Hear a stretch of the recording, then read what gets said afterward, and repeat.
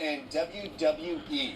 WrestleMania will now be a part of ESPN's new direct-to-consumer streaming service starting in 2026.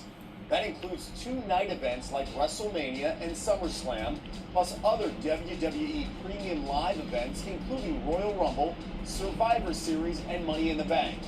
WWE will produce the events for ESPN platforms, which will serve as their exclusive U.S. domestic home. Great to have the undisputed WWE champion, Cody Rhodes, in studio with us here. So, speaking for ESPN, we're excited. Oh, I'm excited. What's your reaction to this deal for WWE? Well, I'm incredibly excited. I know I can probably speak on behalf of the locker room in saying that this is huge. Huge for what we're doing, and all of us who are on the team, you know, whether it's a Rhea Ripley, a CM Punk, myself, John Cena, everyone, this is the direction.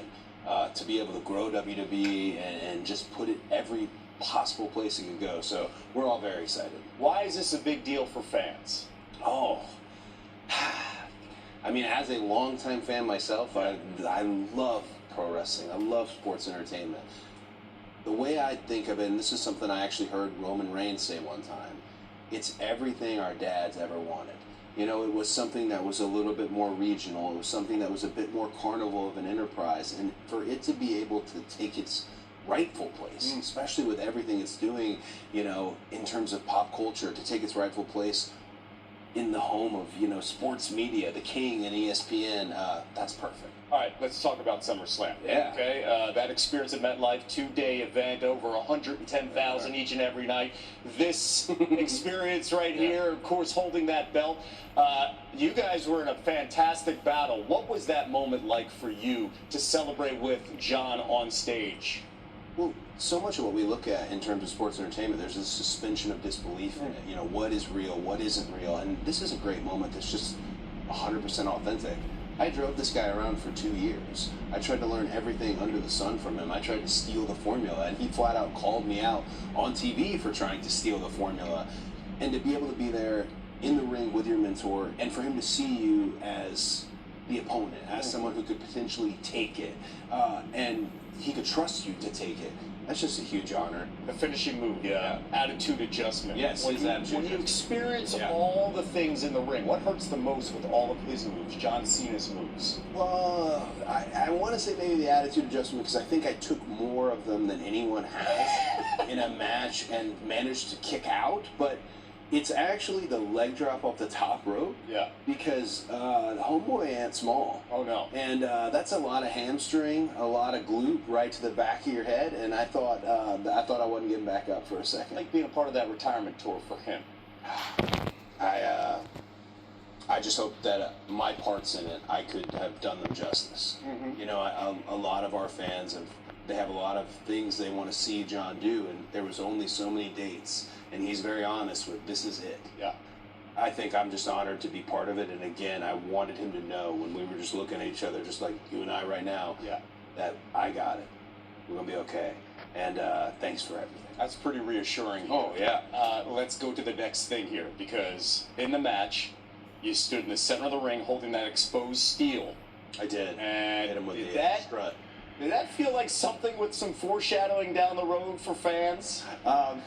So they tell you in a stadium, they're like, hey, the noise goes straight up. You won't hear a lot. Yeah. MetLife, that's not the case. MetLife, you could hear every bit of it. So to hear just their disappointment, not only in grabbing the strut from the ring post, but then hitting this man in the head, this beloved man in the head multiple times, it's what John would have wanted, and it's what John asked for.